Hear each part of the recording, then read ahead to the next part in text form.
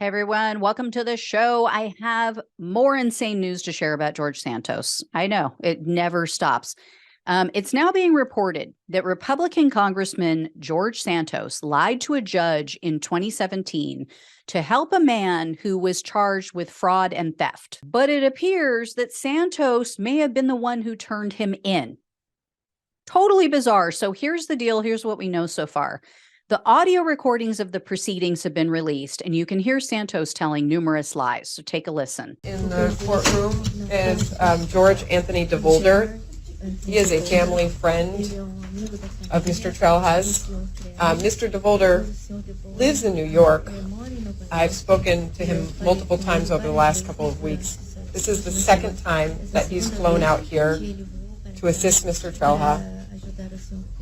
He has arranged an extended Airbnb for Mr. Trelha to stay at during the pendency of this case. So what's the connection between this gentleman and your client? They're family friends. Family friends. Yes, and he has been helping Mr. Trelha to arrange a place to stay here in Seattle while his case is pending.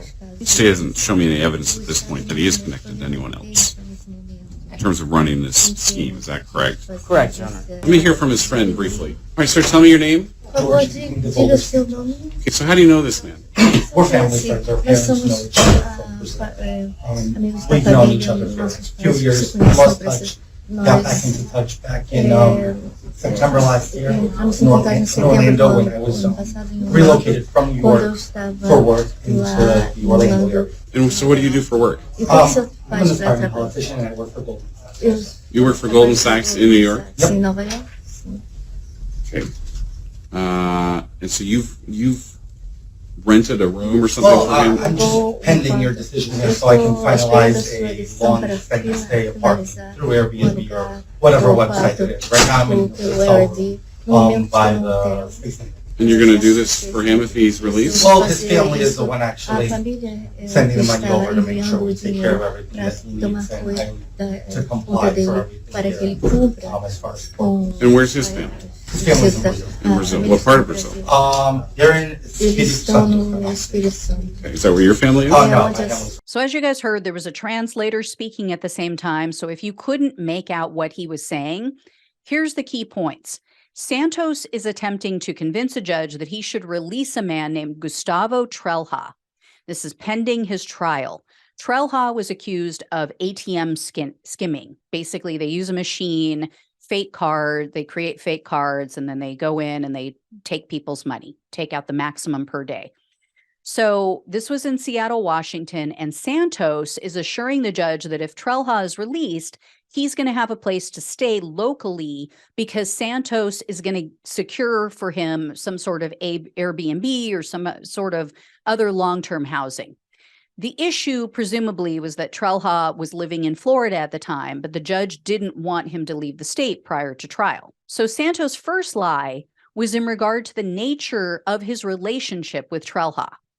Although Santos told the judge that Trelha was an old family friend and that their parents knew each other from way back when in Brazil, the truth of the matter is that Santos and Trelha barely knew each other. They had just met in the fall of 2016, and they met through a Facebook group for Brazilians who lived in Orlando, Florida. The second lie was about Trelha's parents. Santos told the judge that Trelha's parents live in Brazil, or at the time they did, but Trelha has confirmed that his mother died in 2012, 5 years prior to this case. But after only knowing each other for a short time, Trelha moved into Santos' apartment in November of 2016. So they must have known each other for months at this point, at the most. That was confirmed by a lease agreement that Politico was able to get a hold of and view. The next lie came when the judge asked Santos what he does for a living. Santos said that he's an aspiring politician and he works for Goldman Sachs. We know that is an absolute fabrication. Santos never worked for Goldman Sachs. Now, here's the very bizarre part of this story. Remember that whole Amish puppy mill story where Santos wrote thousands of dollars worth of bad checks and he stole puppies from Amish farmers and then he sold them at rescue events? Well, the attorney friend that he had, who I mentioned in that story, this is a woman who knew him from, I think it was middle school. She helped him get out of that. She says that while that whole bounce check fiasco was going down, Santos told her that he was a, quote, informant in the Trelha ATM case. Santos also allegedly told her that the puppy mill bounce check case was somehow tied to his assistance in the Trelha case. So his attorney friend called the Seattle police detective who was in charge of the Trelha investigation. And the attorney says that this detective told her that Santos, she said, you know, he didn't say he was an informant. He wouldn't go that far. But he said that Santos is the one who, quote, pointed them in the right direction. The detective also said that Santos offered up the names of other people who were involved in the credit card ATM scam. What's really interesting is that the authorities said that Trelha's theft was, quote, sophisticated and only the tip of the iceberg. But a person involved in the investigation told Politico that the prosecutors didn't really dig very deep. They completed no forensic review of Trelha's phone. And this person who spoke with Politico said that the prosecutors didn't seem interested in pursuing any co-conspirators. And according to his arrest record, when Trelha was arrested, the authorities obviously searched his place where he was staying in his car. They found a fake Brazilian ID card. They found 10 suspected fraudulent ATM cards. And then they found an empty FedEx package in his car, which had been sent from the apartment that he shared with Santos. For some reason, though, Trelha refused to say who sent him that package.